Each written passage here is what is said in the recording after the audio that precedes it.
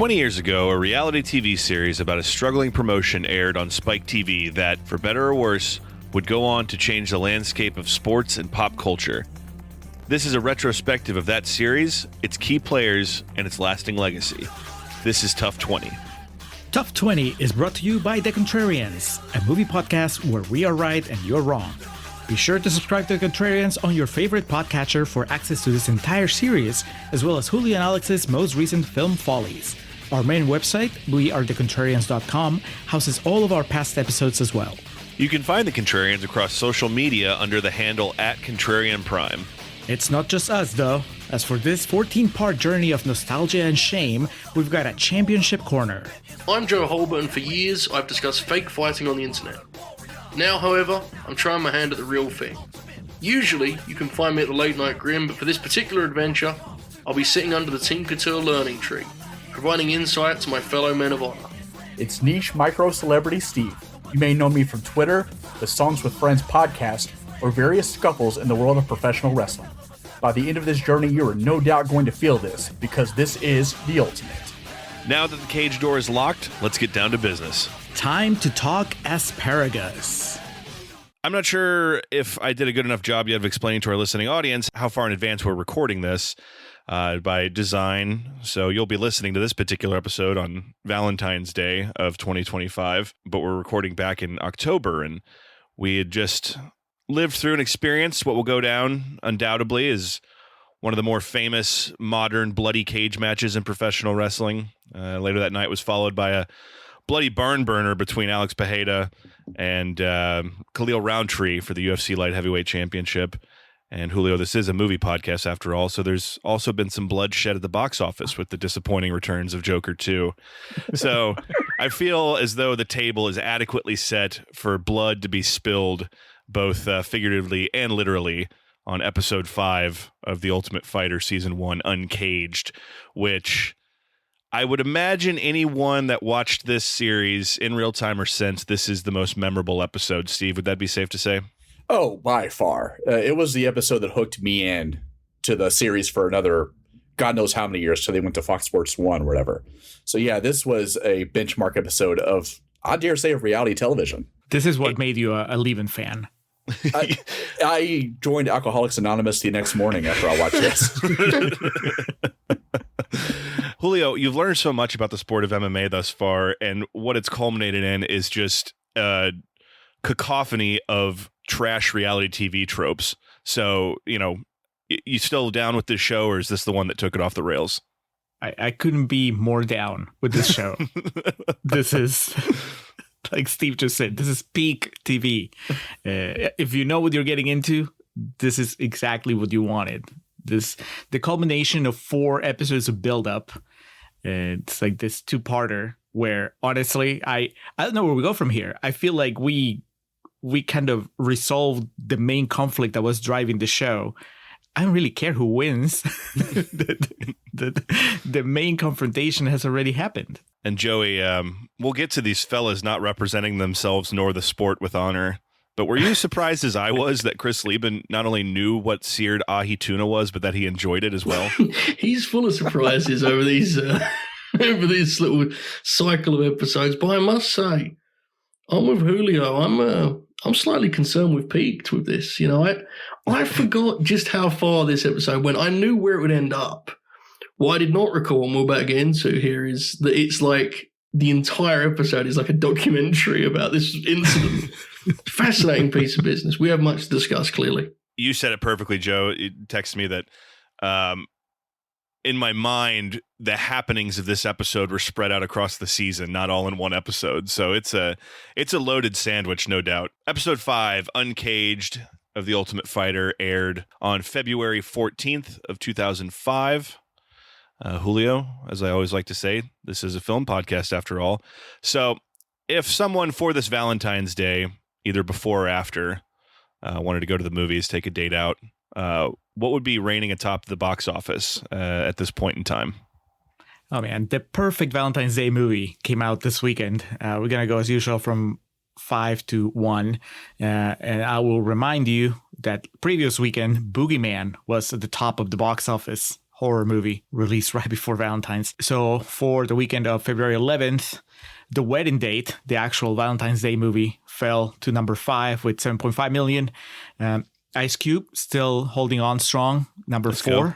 Are We There Yet with 9.9 million. Number 3, Oscar Darling, $1 Million Baby. It actually went up to 4 to 3 with 10 million.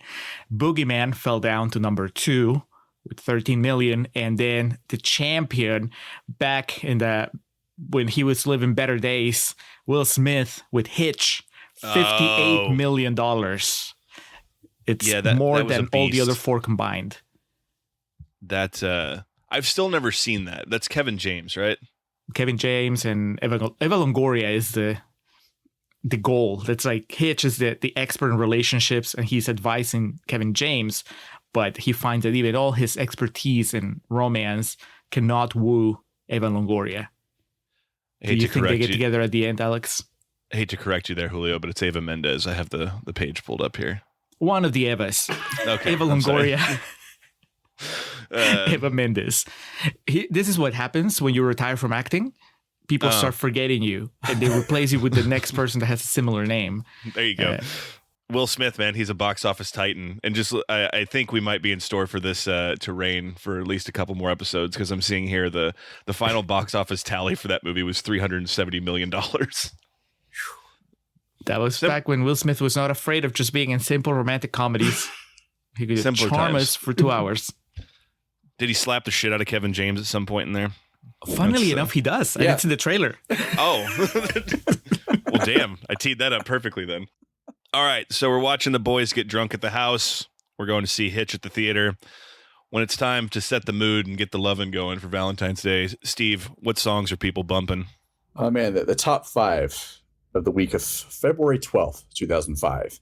Number 5, Little John and the East Side Boys with Usher and Ludacris, once again with Lovers and Friends, appropriate for the theme of the show. We got a newcomer here, the Green Day with Boulevard of Broken Dreams, coming in at number 4.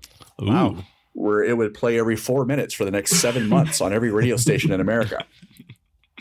Number 3 is Destiny's Child again with Soldier. Number 2, Sierra 1-2 Step, Holding Steady. And number 1, the absolute king of middling R&B of 2005, Mario, once again with Let Me Love You. Yeah, I think we're definitely going to have Steve do an a cappella or just like a spoken word version of that song here before it's all said and done. When it drops off number 1, that's how we say goodbye to it. Leading into the Ultimate Fighter, because of course you're at home watching professional wrestling on Valentine's Day. Steve, is this the show you were at? I was with my new bride at the show in Cincinnati for WWE Presents Monday Night Raw on February 14th of the year of our Lord 2005. Yes. The U.S. Bank Arena, Cincinnati, Houday. Well, sounds like a hell of a time. Steve, do you have any memories that stick out from this show? I believe it's Christy Hemme was doing a Playboy cover reveal early in the show, and Muhammad Hassan came out to terrorize the scene as he was known to do. Well, hold on. that was an unnecessary choice of term, but okay. I recall Simon Dean was wrestling Kane and for some reason was standing on the barricade and got his feet swept out from under him and just ate shit, and it was phenomenal. Other than that, the big takeaway was actually after the show. I don't know if you recall that clip that goes around socials every so often of Triple H selling dead still after taking a boot for what felt like 17 minutes and then eventually toppling over. This was that show. Oh, was that like the dark match after the show? Yes. The other big spot of that was Ric Flair having his whole ass exposed for about 25 minutes. Well, I mean, that's very on brand. Not much has changed in the 20 years since. So, Julio, that was in the last few years of it, but for a while there, the WWF had this deal with Playboy where it was every year, right? One of the gals would be in it. Going into WrestleMania, some lucky gal would get plucked.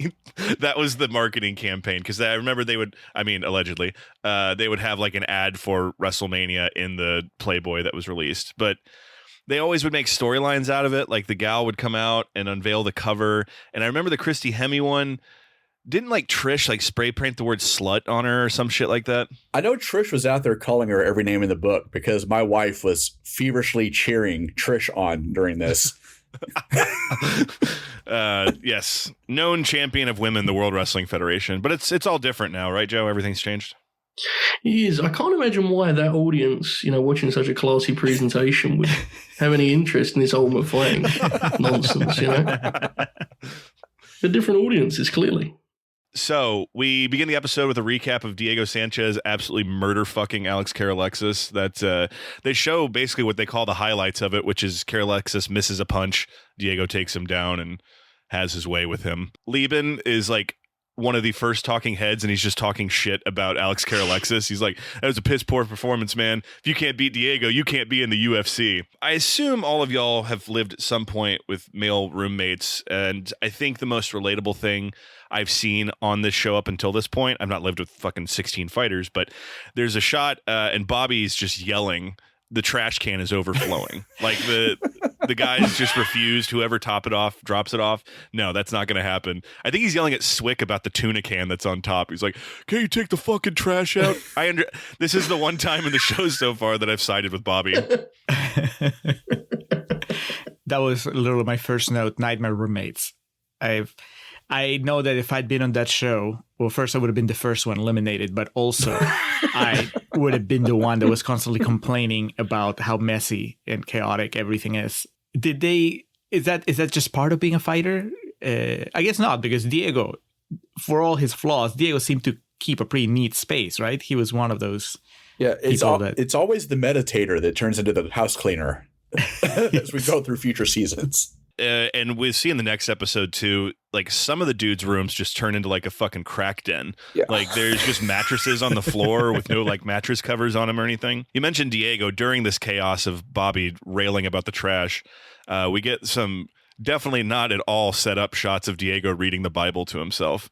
It looks like something from a self-help video, which of course Diego, I think in another life, Joe, wouldn't you agree, probably was like a self-help guru?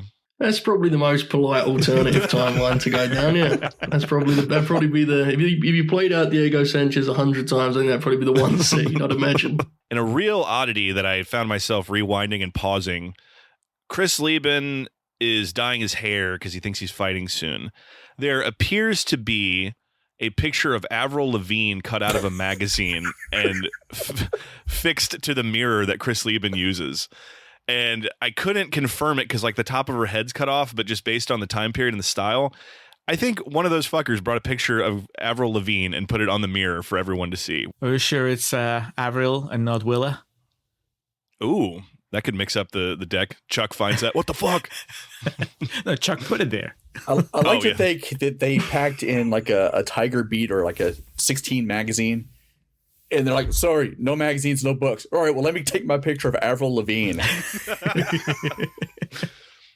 We should note, too, I mean, Leben, this is an absolute, like, just showcase, right? From start to finish. You mentioned his comments on last week's fight. He has one of the best quotes of the entire season as he declares, people's true colours are starting to shine. Yes, they are, Chris. They most certainly are. You started a little sooner than everyone else, but they're certainly about to. He's just immediately the centerpiece of this thing. And we don't even know. I mean, the trouble that's ahead, obviously, is going to ramp things up considerably. He's dyeing his hair blood red because blood is going to spill in the cage, much like the Native American Tatanka of WWF lore. He is ready for war. No, there's nothing more 2005 MMA like just mindset than I'm gonna dye my hair blood red because it's gonna be bloody. Julio, this would stick with Leben for pretty much the duration of his active fighting career. Not all the time, but he would dye his hair bright red like that pretty often.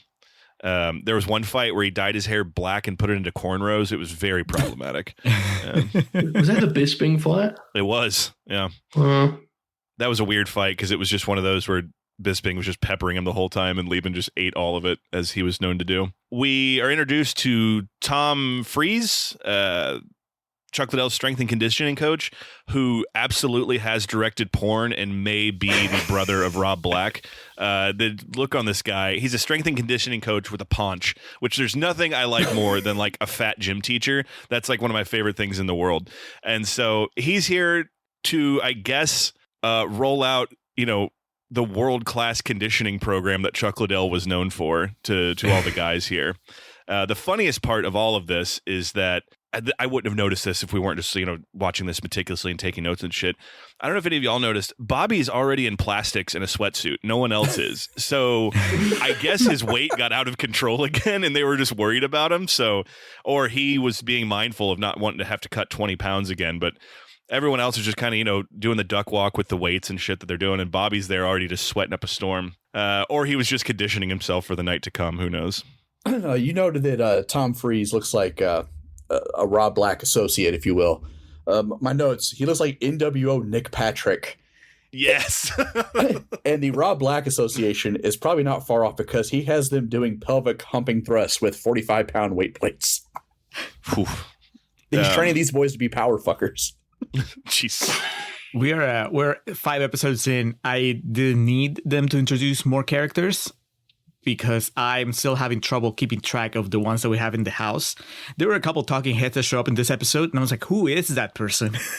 Dude, every time Josh Rafferty's on screen, I'm like, what?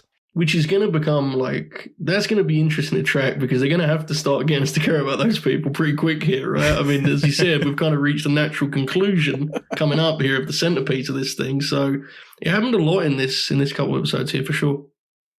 Yeah, later seasons, they would definitely have every team, the coaches outside of the head coach were characters in it too. So good thing we're just doing the first one, Julio. There's later seasons where there's many more people you have to keep track of. So I think the problem, it's not a problem if you give them a little shortcut that reminds you, okay, it's that person at least. Like in The Amazing Race, whenever they give you somebody, they always have a little subtitle that will tell you, married couple or the doctors, brothers. So you can associate with something. Here, they just give you a face and a name. I was like, I don't know who that is. The middleweight doesn't do it for you now. No, not quite. Josh Rafferty here to take the fall. Dude, that would help. They'd be like, oh, that's the guy that's going to take the fall. In an episode filled with moments, there may be no bigger moment than Dana White pulling up to the house in an Escalade with spinners on it. He gets out in slow motion, and he went back through and watched that, and he's like, I look so fucking cool.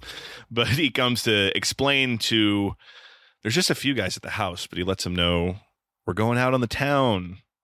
And it's almost like they should have just had a title card that said what could go wrong. This is the beginning of Always Sunny is, the tough house hits the town.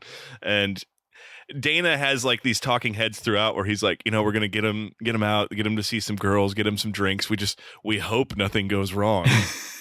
And when the rest of Alex, are you saying that he was not sincere, that this was basically them putting a powder keg in the middle of the house intentionally? Yeah, the producers at Spike got the dailies for the first few episodes and were like, all right, now we need something going on. Just give them unlimited alcohol. Take them out, It's 2 episodes after they banned drinking for most of them. Dude, and remember when Leben said he wasn't going to drink again? That lasted all of 20 minutes, I think. And we remember it. He does not remember it at this point, unfortunately. And I also resent your tone implying that Dana White isn't a sincere man. Joe, Dana White tells the truth and only the truth, and that's a fact. Sincerity is his middle name. He's famous for that. One of the most honest people in all the sports and entertainment. Absolutely. When the rest of the crew gets back, Kenny Florian just comes limping in. We've talked about endlessly at this point, the rigors of the training that they're going through. And Forrest calls it out on one of these episodes that they spend 4 hours at the gym every day. Steve said it in one of the episodes, with these challenges and the training that they're doing. It's just amazing there weren't more injuries. We're about to talk about one in just a second here.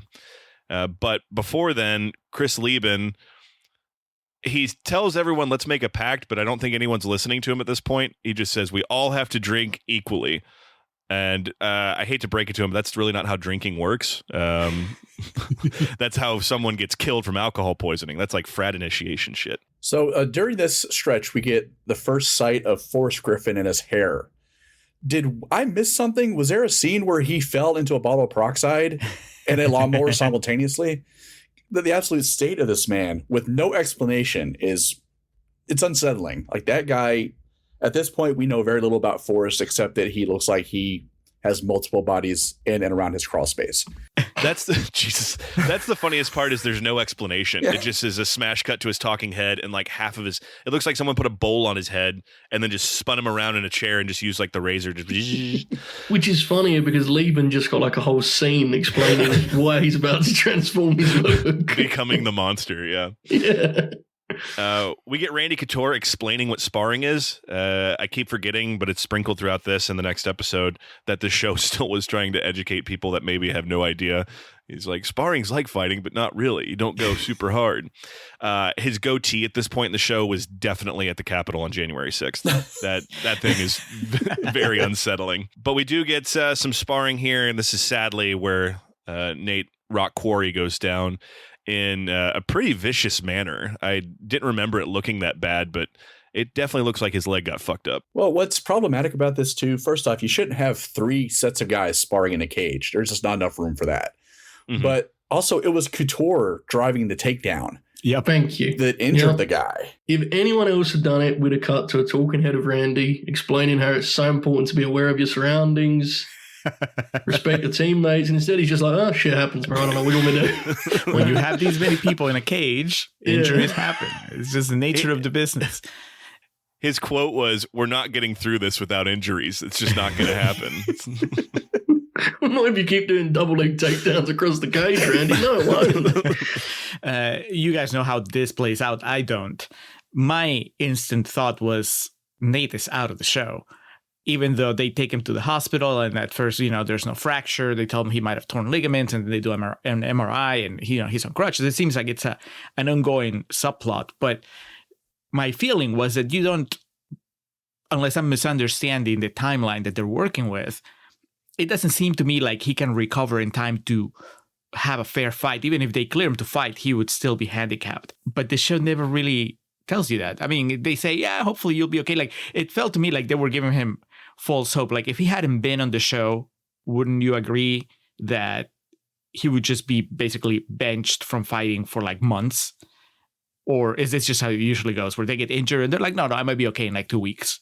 Fighters are definitely insane enough to pull that kind of thing, but this does appear to be a pretty extreme situation, and he's on crutches and at one point they're pondering, they'll have control and they can make Nate fight. And it's like, what do you mean they can make Nate fight? I can't walk.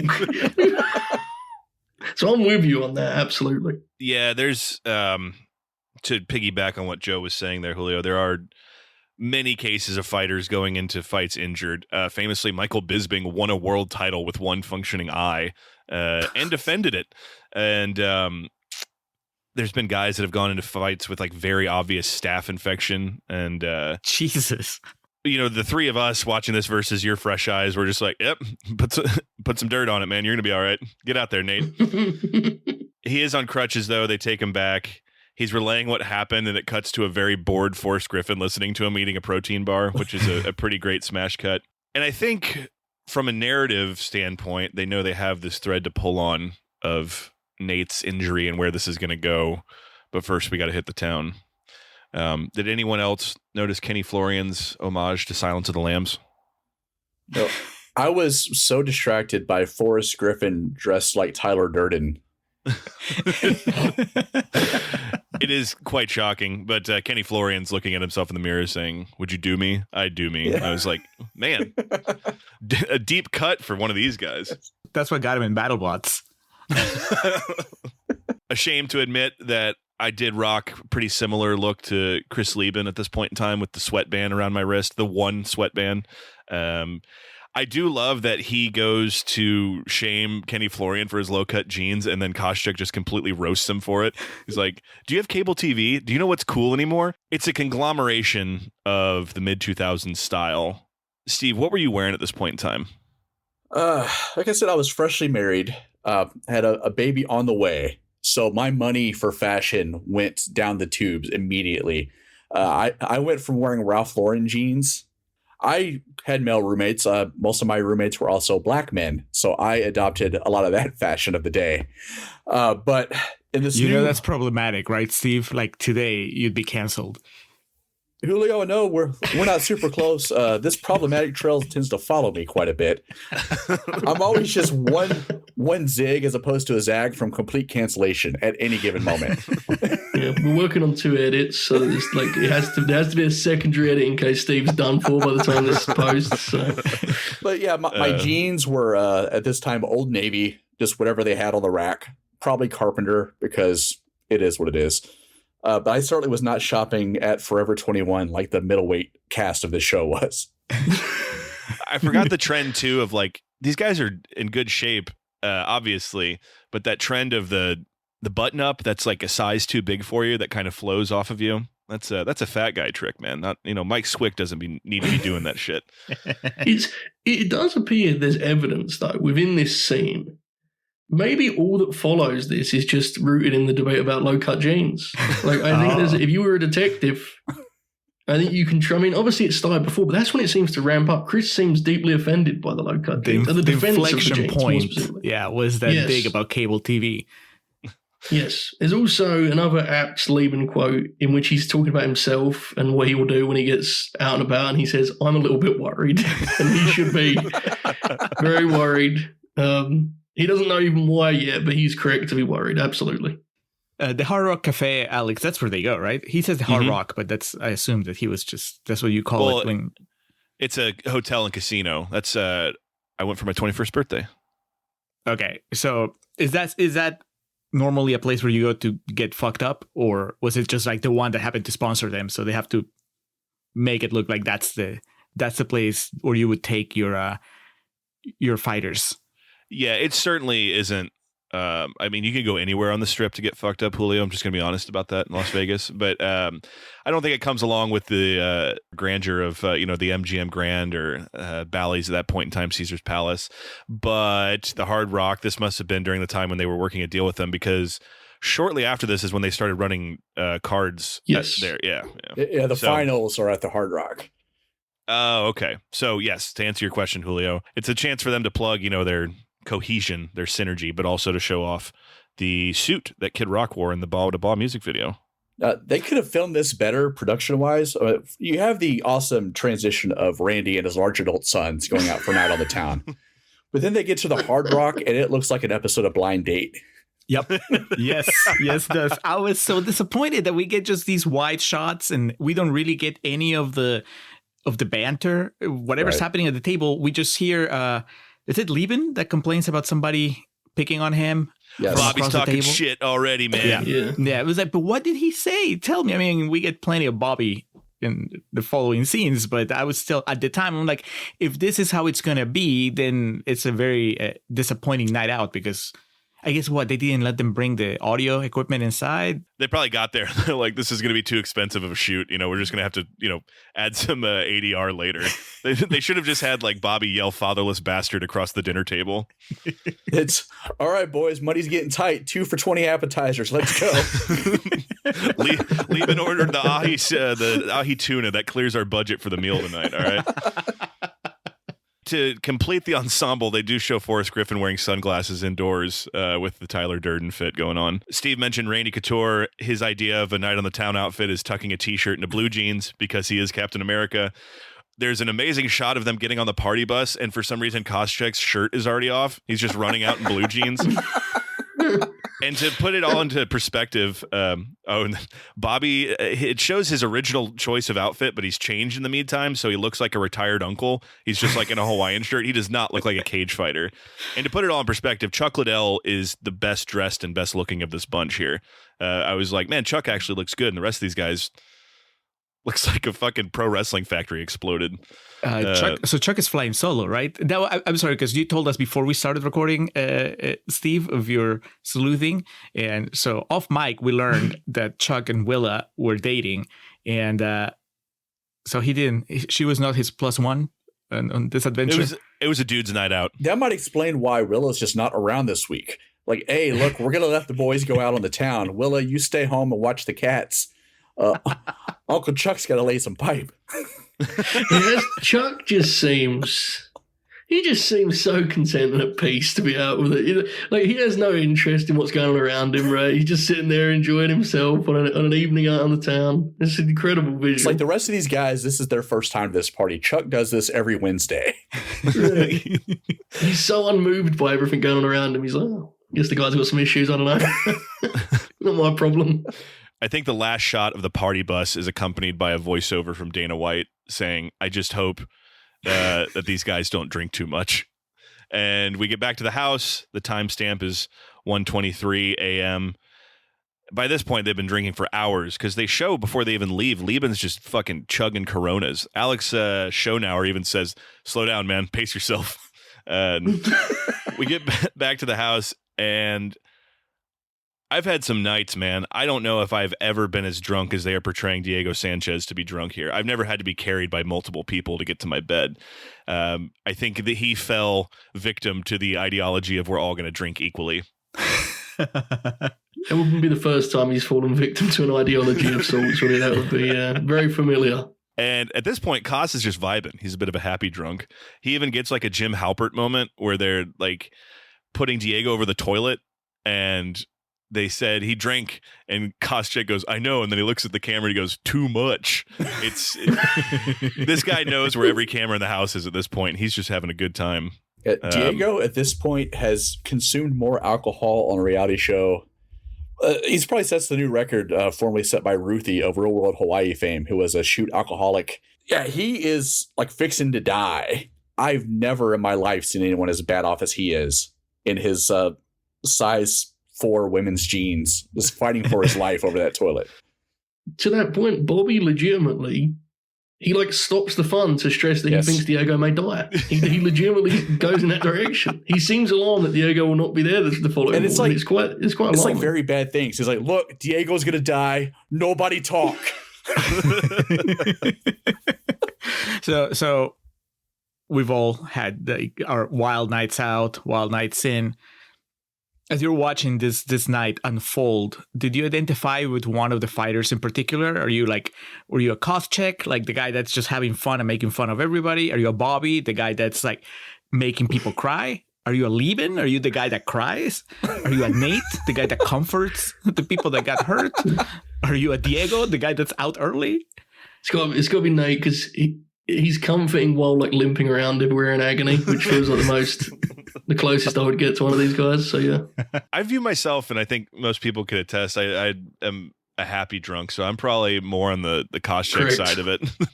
Joe knows, so correct. I think I would be more of the okay. So that's me. If I'm drunk with my friends and I can see one of them like something's bothering them, not to this extent, but like when he's fucking with Diego, he's like, "The aliens are coming. The aliens are coming, Diego." And Diego's, "Ah!" That's something I would do. And just him like there are so many amazing shots of Koscheck giggling in the background during all this like conflict and strife. And also like, I don't know when to give a bit up sometimes. So the whole hose thing is something I would definitely do. Well, now we know. What about you, Julio? Are you, next time we party, are you going to be Diego and I'm going to have to carry you to your bed? Oh, no. I don't know if I've ever been Diego. I've definitely haven't been Bobby. I am afraid I might turn into Nate, which is not what I want. But if I'm too sober, if I'm sober, more sober at least than anybody else, and but I would like to think that for the most part, I'm Koscheck. While I was watching the episode, I was like, I'm with him. This is funny. I mean, at some point, of course, it just completely goes overboard. But for the most part, he's there. He's laughing at how dramatic everybody's being. I was like, these guys are drunk. And it's just silly. Yeah. At one point, they cut to a talking head of Josh Rafferty, and I presume it's from the morning after because he looks hungover as fuck.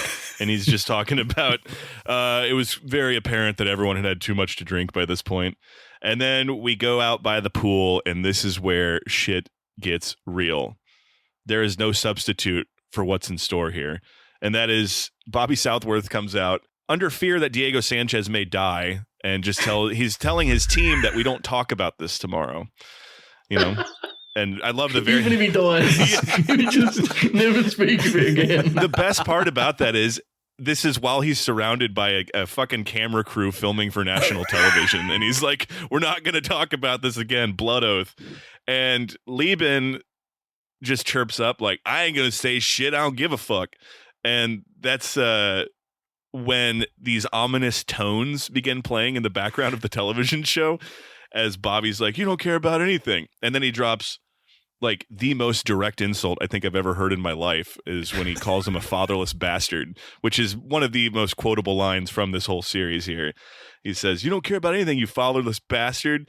And Mike Swick immediately sobers up and goes, oh man, that's not cool. He just The most aggressive thing that Chris says before this is like the most fighter thing you could ever say in an argument. He says, why don't you knock me out? It's like, what? And he did with his words. Yeah, this is a crazy moment. This, like, I remember this vividly, even though I didn't remember the context of the episode, you know? Bobby keeps talking shit as they're like escorting him into the house, and it starts to fade and you can't really hear what he's saying, but I did make out, dumped you in a trash can is what he yells at Chris Leben. So the visuals of this. So this is happening. There's several men hanging out on the landscaping rocks. Shirtless. Near the pool. Shirtless. Everyone is shirtless, wearing low-cut jeans and wearing belts that look like they bought them at Claire's at the mall. This looks like a Calvin Klein ad of the day, just gone terribly awry. Again, the low-cut jeans. You can't, I mean, smoking gun, you know? It's hard to look past them. Well, at this point, they're all barefoot, too, so it makes it look even more feminine somehow.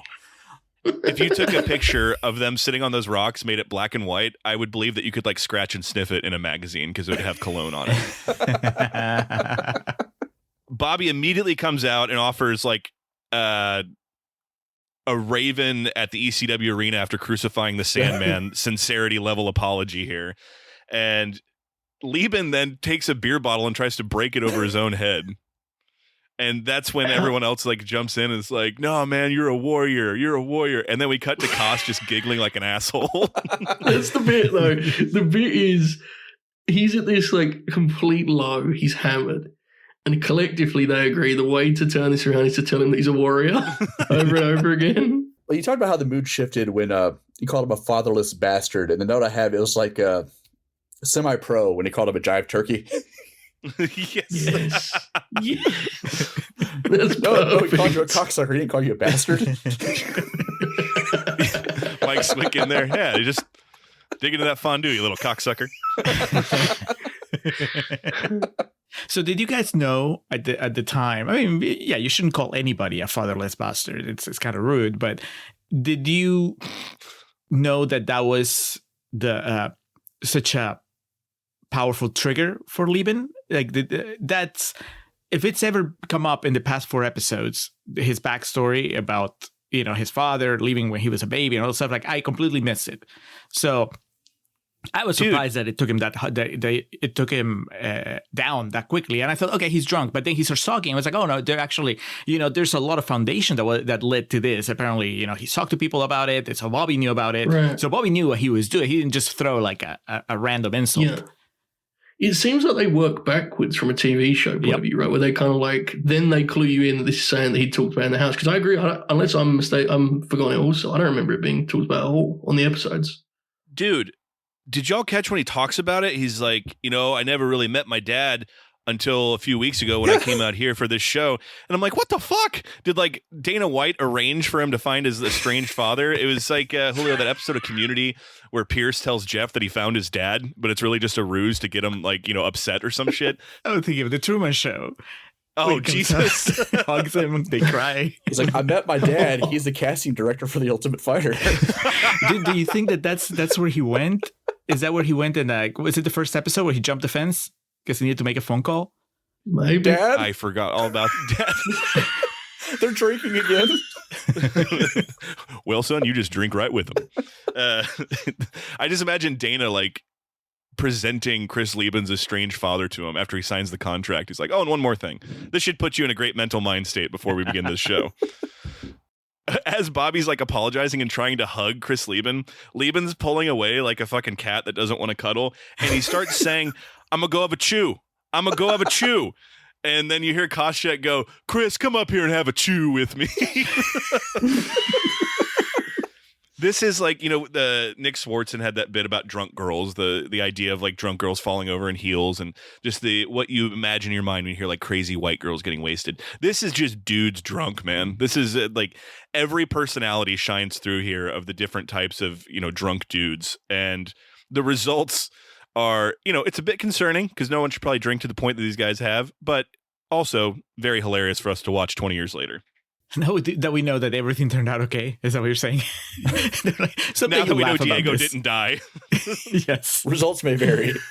Steve, I was going to say, it depends how you're looking at it, I suppose.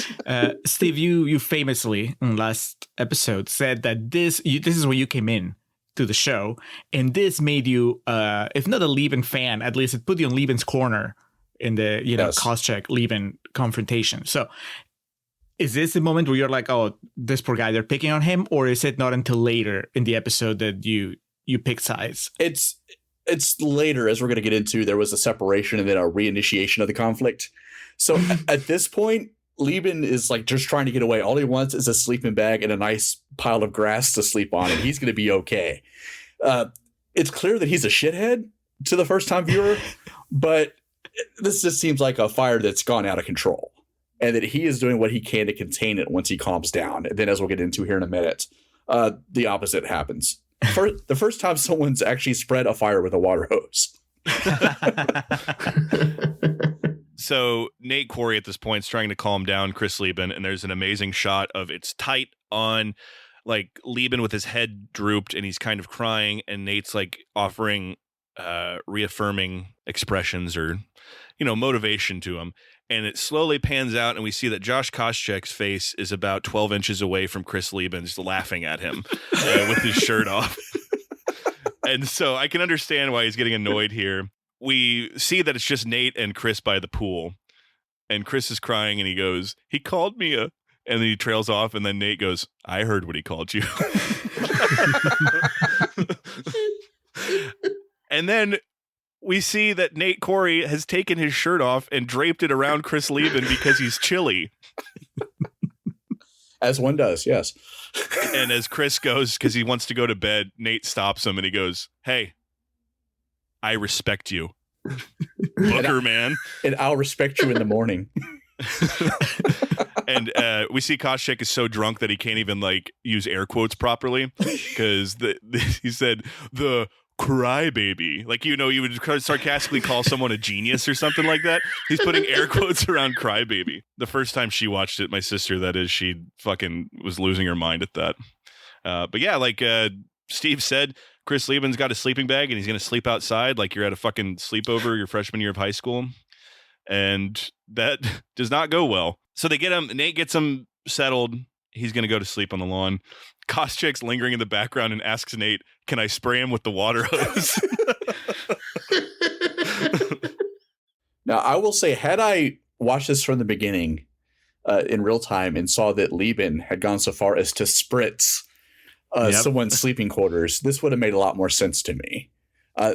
So this is kind of, karma coming back to get Leben and then some. I can see where the boy's like, well, at least it's not urine. Yeah. I think Chuck even says something like that. And he's like, yeah, he's pissing in people's beds. What do you expect? Right. He does, yeah. And he delivers it exactly like that, too. Yeah. The terrible two here, Bobby and Koscheck, continue drinking heavily to the point where Josh Koscheck wants to hurl the propane grill into the pool, and Bobby talks him off the ledge of that. And so they go out front, and they're literally like little kids, like giggling. And that's the juxtaposition of this situation is there's like something legitimately charming about how giddy they are to spray this guy with the hose, but then it just becomes a fucking rampage. Joe, as soon as Leben wakes up, Bobby Southworth assumes the fighting position. He puts his right hand up by his chin. Like he's being coached by Steve Regal at the Performance Center. So he's laughing his ass off, but he's got, his right hand blocking his chin and his left ready to pop a jab. And Leben is just seeing red. Koscheck like runs out of frame when Leben wakes up. And then this is where the rampage begins. He punches the window out on the door and cuts his hand really bad, and he's bleeding. It's just chaos here. There's blood, and fucking Bobby can't stop laughing. And then he goes and he rips apart the door to someone's bedroom. And I think it's Forrest you hear like cry out before it goes to commercial. Yeah, Forrest is woke up by this, right? He's already called it a night, and this happens. So, like, coming off this, the fight I wanted to see was Leben and Southworth. Mm-hmm. But, they couldn't do that because of, weight class issues and whatnot. If this was 10 years before, they absolutely would have booked that fight at the next show in Tuscaloosa or wherever in front of 400 people. Yeah, Bobby is just an all-time shit stirrer during this whole thing. I mean, yes, based on this episode, that's the fight that probably they should have booked. But based on the previous 2 or 3 episodes, it had to be Koscheck. So in a way, they lucked out. Yeah, absolutely. It works out. Bobby has the quote in response to Leben punching the window. He says, "You could have walked through the door." Which I think, I'm pretty sure even in his state, Leben was aware that was an option, I think. I think it was a deliberate choice, Bobby, to be honest. So there's blood everywhere, and then we have kind of just for a minute this static shot of Leben standing there with Bobby in a fighting stance giggling at him, and we see Nate come out of his bedroom, and he's in the background of the shot, and we see him the entire time jumping on one foot to get up to Leben. So he starts really small and then just kind of eventually comes into the frame, and you see him hobbling along, and the editors of this were like, this is going to be fucking gold, man. We got something on our hands here. His knuckle's gone, it appears, which is pretty fucking metal. They're trying to calm Leben down. They have him outside, and then in the house, Koscheck is already going, I didn't spray it on him. I sprayed around him. That is when they pick up the sleeping bag, and they think it's not going to be soaked, is incredible, dude. Because it's a bunch of dudes living in a house. They don't have a mop or any sort of real cleaning supplies, so there's just dried blood everywhere. And this leads to Nate Quarry outside with Chris Leben breaking the fourth wall. Do you see he looks past the camera to the producer and asks, is the ambulance coming? Yeah. That's how you know it's legit, Julio. I know. The magic. He broke the illusion. He said, "'Tis I am, brother."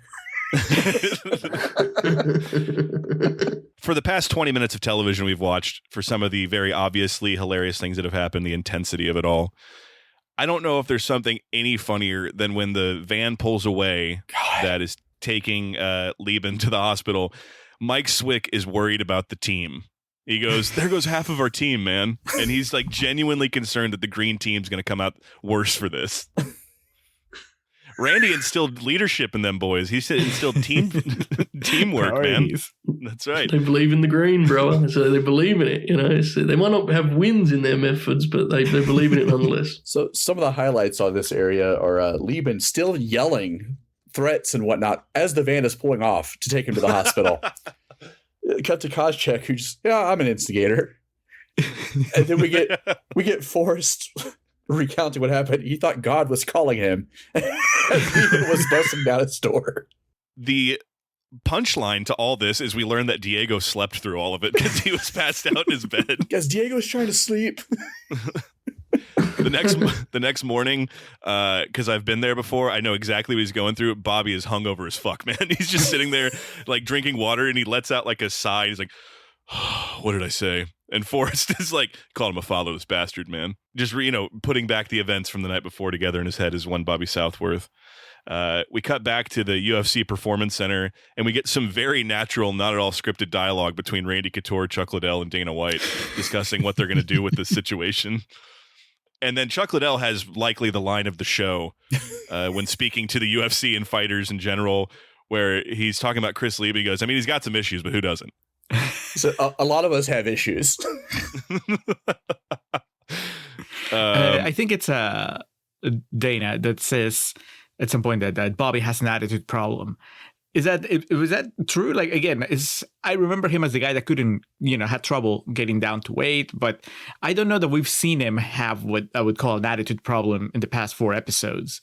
So it seems like Dana just hates him. To me, that seems to be one of Dana's defining character traits. Like, he hates judge decisions. He wants you to be a fucking fighter, and he hates Bobby Southworth. That's a fact.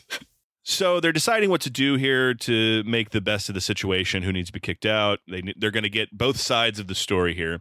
So they bring in Chris Leben, who has his hand bandaged from the wound. He explains, though, that I was told I can still fight because it just took a hunk of it off. And he takes it off and he shows it to him. And like in 0.05 seconds, Chuck Liddell goes, oh, I'd fight with that. He's not worried at all about what's going on here. Yeah, so he's like, they didn't stitch it because there's nothing to stitch. There's literally just an exposed knuckle. I'm like, and that means you can't fight? Like that? That's a good thing. Seems bad. The doctor just looking at it. Yeah, you're good to go. They bring in Bobby and Koscheck, and Bobby is like holding back laughing while retelling the story from the night before. And then we sprayed him with the hose. He's having the time of his life here. But I don't know if y'all caught it. Koscheck goes full Tony Khan when said he felt his life had been threatened. Also, Nate is there for emotional support. Oh God, he is. And then Dana White looks, they get the two sides of the testimony, and like it's the fucking Zapruder film. He looks at Chuck and Randy, goes, "I say we watch the tape," and then it cuts to them like, like that scene in fucking The Black Dahlia when Julio, they're watching that. Yeah, the video. The lights are off and they're all like taking notes, studying it, and they have to I bring wanted in more reaction shots. We don't really see them react to the big thing, like the fatherless bastard line, Right. the host. Like we don't really we see their backs as they're watching, and that was the point. I would have liked more of that, but also it highlighted that there was really no point bringing them in to tell the story. You could have just watched the tape. But worse yet, they investigate it before they watch it. So at one point, Randy's like, "Well, what did you say, Bobby?" And it's like, you're recording it. Watch it first, and then I'll tell Bobby what he said.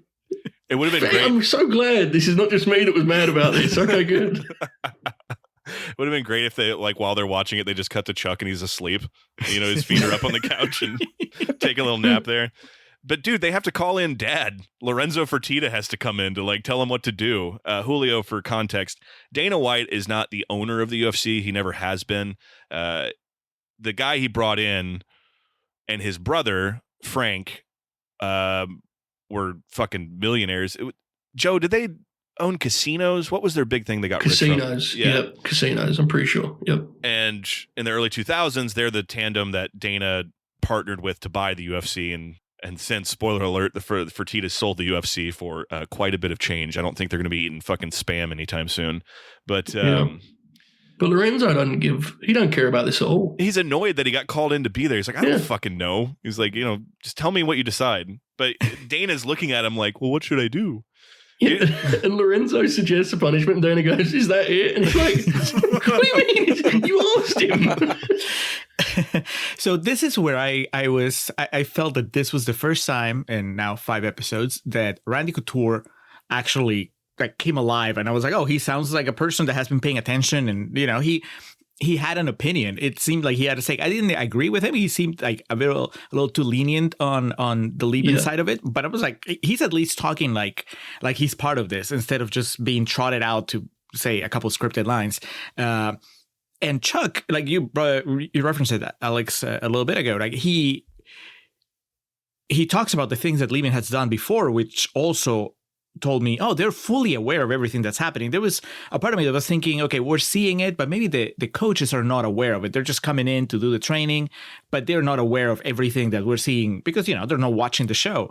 But it seems like they know everything that has happened before. So I like that that everybody is on the same page, but I also felt like, well, this shouldn't come as such a surprise. You knew that he was a time bomb if you know everything he's been doing since the show started. Chuck basically has that sentiment of like, what do you expect? Yeah, right. And the only reference to it on the show for the first 4 episodes was when Randy says like Chris has bad energy or something, which was like blatantly that they'd told him what happened. But you're right. It is unclear what, and again, to your point, then it's like, so why did they go out on the town and get hammered? Like, what exactly. It makes no sense. But somewhere in this, they cut to Koscheck and a talking head. Like, he's a time bomb. What's he going to do next? like, if he already did this to the door, one of us is going to die if we don't get him out of the house. Julio, Randy Couture here, more compelling than his performances in the Expendables films? I haven't seen the Expendables. Well, I saw the first one. I don't remember him in it. So I guess, yes. Famously, we watched Girl on the Third Floor starring Phil Brooks. And in preparation for that, I sent Julio the pipe bomb promo. I was like, this is who this guy is. Like, this is what he does. And Julio's takeaway was the pipe bomb promo was so compelling and he was terrible in Girl on the Third Floor. He was, at one point, Julio goes, where was the guy who was sitting on the stage? Because he was compelling. Yeah, he's not. I don't think that acting is his calling, at least not acting in a feature film.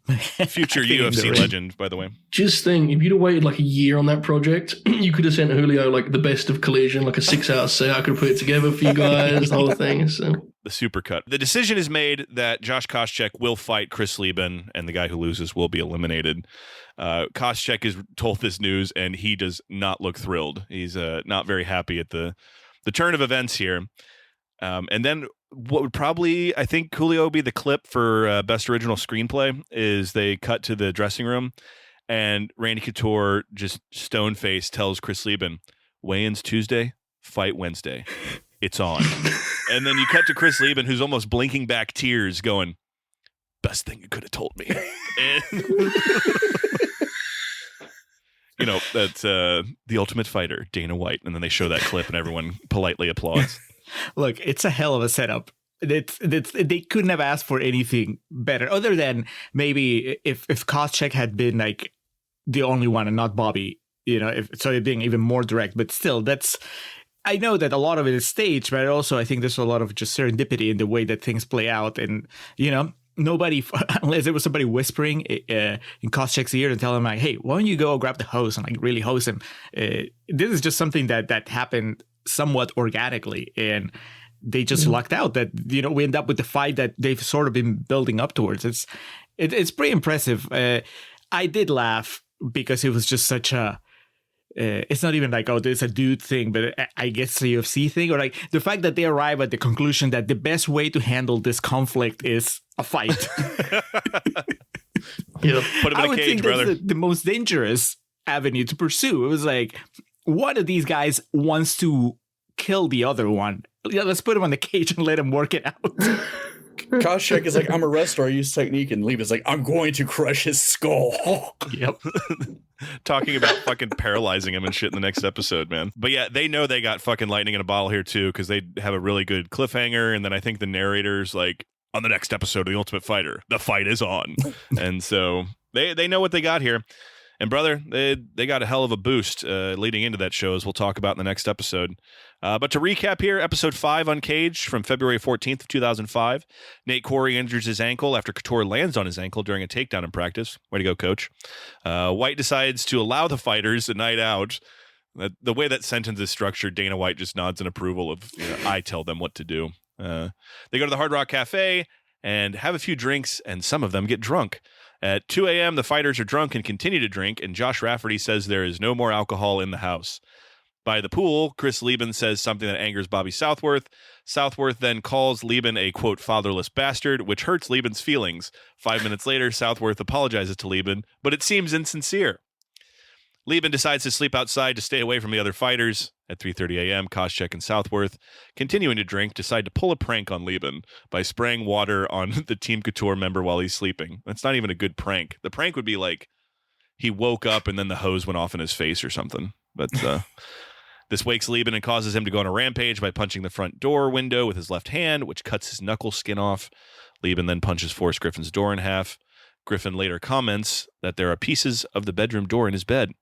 Next day, White tells Couture and Liddell what happened the previous night between Southworth, Koscheck, and Leben. The fighters are brought in to explain what happened. To Joe and Julio's point, even though Dana could just pop in the tape and watch it himself. And White decides that the only fair way to resolve the situation is for Koscheck and Leben to fight. So the fight is on, and we will see y'all in the cage for the next episode of the TUFtwenty. Thank you for listening to this episode of TUFtwenty. A reminder to subscribe to the podcast. Visit wearethecontrarians.com and follow the Contrarians across social media at Contrarian Prime. You can also follow Alex individually at Contrarian Alex, and you can check out our other special projects on our Patreon channel at patreon.com/Contrarian Prime. If you want to listen to Alex teach me about The Rock and John Cena, that's where you need to go. You can catch me weekly on the Late Night Grin, live and free on YouTube every Friday night. In addition, Alex and I collaborate monthly on Grin Grappler, discussing some of pro wrestling's biggest and baddest. If those grins are for you, check out LNG Gold, our YouTube membership plan that includes over 50 hours of exclusive content each month. You can follow me on Twitter and on Blue Sky at NotDrDeath. That's NotDrDeath. Or you can block me now and save us both a lot of embarrassment. Until next time, be sure to make your coaches proud and don't call anyone a fatherless bastard.